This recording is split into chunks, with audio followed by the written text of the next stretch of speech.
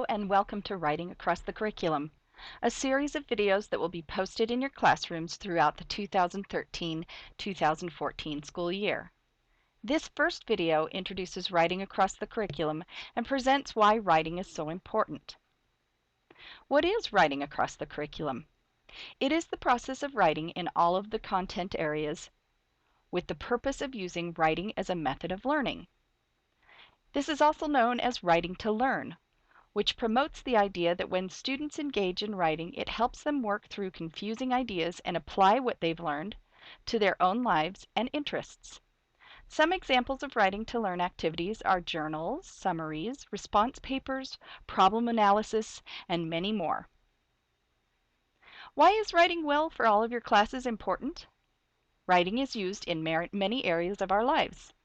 It is critical to becoming a good reader. It is an essential job skill.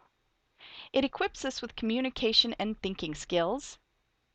It makes our thinking and learning visible and permanent. It fosters our ability to explain and refine our ideas to others and ourselves. It allows us to understand our lives. This is a big one.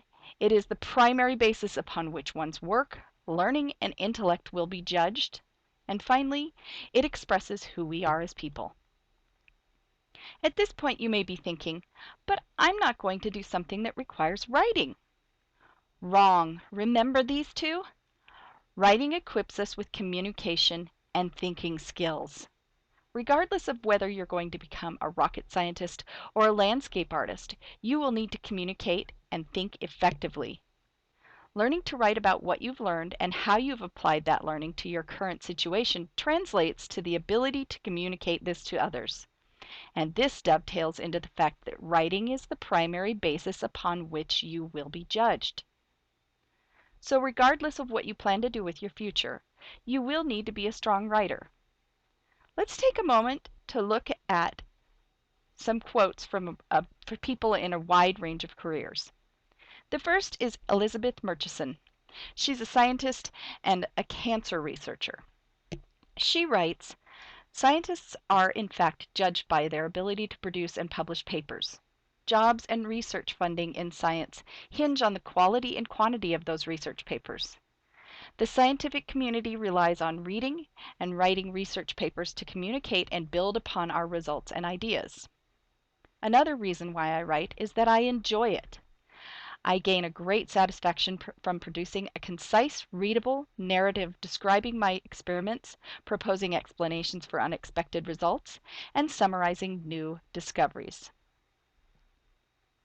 Gary Giddens, a columnist for The Village Voice and preeminent jazz critic, writes, "I decided to be a writer when I was 8. After reading a children's biography of Louis Pasteur that triggered an epiphany about life and language.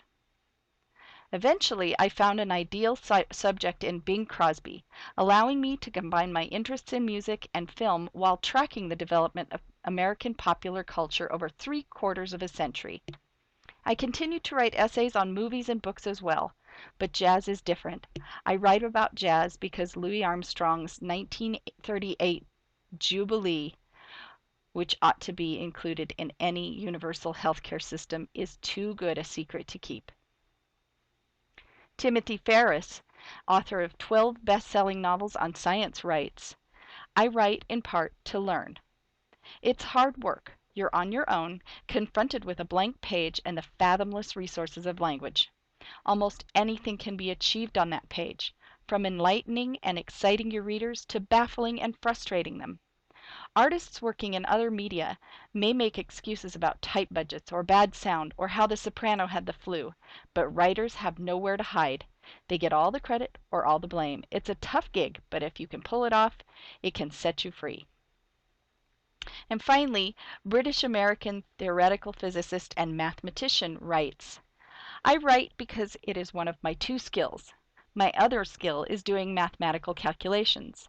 Almost every day I get a splendid response from a reader who takes the trouble to write an email, either agreeing or disagreeing with what I write.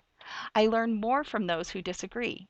That is why I advise young people to exercise their skills as writers as much as possible. A large fraction of us have writing skills. If you have something new or exciting to say, and if you've practiced your skill as a writer, you can be sure you will have an audience. What do you think? Do you still believe that you won't need writing to be successful in your job? Let's look at a couple of other examples. Landscapers must write proposals, contracts, plans, etc. Retailers write inventory reports, damage description, and customer appreciation notes. Childcare, they write lesson plans, daily behavior logs, and parent-teacher communications. Musicians write song lyrics. Now it's your turn. I challenge you to go to Google and Google the profession you wish to pursue and find out what types of writing you'll be doing. Now, does this mean that you'll have to be writing more in all of your classes? No, it simply means that you will need to focus on writing well on all assignments that require writing. And that means that your teacher will be looking for specific content area writing skills at work in your writing. For example, in science, this might look like accuracy, clarity, synthesis, and proper use of citations. For math, it might look like clear statement of the problem, model analysis, use of tables and figures, conclusions, and proper use of citations. For social sciences, it might look like accuracy, clarity, organization, and proper use of citations. See a common theme here? This concludes the first video in this series. Please be sure to view each video as your teachers post them in your classrooms. We want you to become better writers and to be successful in whatever profession you so choose.